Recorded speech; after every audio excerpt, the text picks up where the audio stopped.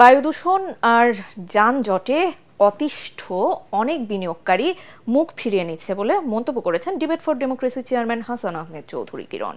Channel I কার্যালয়ে বিতার্কিকদের পরিবেশ ভাবনা বিষয়ক সংলাপে এ কথা বলেন তিনি। এ সময় প্রকৃতি ও জীবন ফাউন্ডেশনের চেয়ারম্যান মুকিত মজুমদার বাবু বলেন, জলবায়ুর বিরূপ প্রভাবে একদিকে ক্ষতিগ্রস্ত হতে হচ্ছে, অন্যদিকে ঋণের ফাঁদে পড়ছে বাংলাদেশ। মিজান শাহজাহানের রিপোর্ট। চ্যানেল আইতে ডিবেট ফর ডেমোক্রেসি এবং প্রকৃতি ও জীবন ফাউন্ডেশনের যৌথ আয়োজনে এই সেমিনার।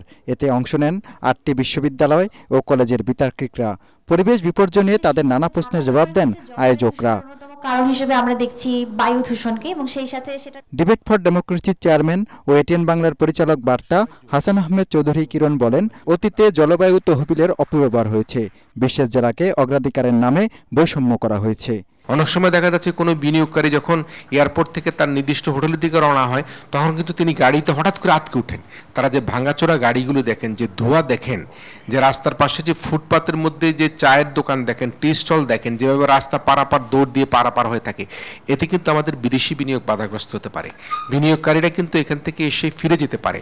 তারা মনে করতে পারে, এর বাবা এটা কোথায় আসলাম, যে এখানে কোনো কিছুর কোনো ঠিক নাই, একটা গাড়ির ঠিক নাই, একটা বাসের ঠিক নাই, যে যার মতো করে হর্ন দিচ্ছে, যে যার মতো করে ধাক্কাধাক্কি দিয়ে বেরিয়ে যাচ্ছে। এ সময় প্রকৃতি ও জীবন ফাউন্ডেশনের চেয়ারম্যান মুকিত মজুমদার বাবু বলেন, সমন্বিত উদ্যোগই পারে পরিবেশ বিপর্যয় ঠেকাতে। ক্ষতিপূরণের প্রতিশ্রুতি থাকা সত্ত্বেও আন্তর্জাতিক জলবায়ু অর্থায়ন এখন জলবায়ু ঋণ ফাঁদে আমরা আসলে।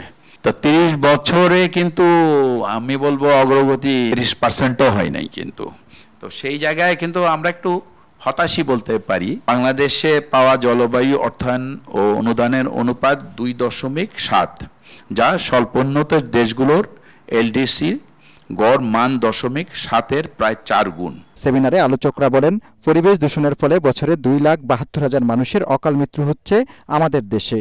রাজনৈতিক সদিচ্ছা ছাড়া এই দূষণ বন্ধ হবে না বলেও মত তাদের। ভালো থাকে না যখন পরিবেশ প্রকৃতি ভালো থাকে। মিজান শাহজাহান, এটিএন বাংলা, ঢাকা।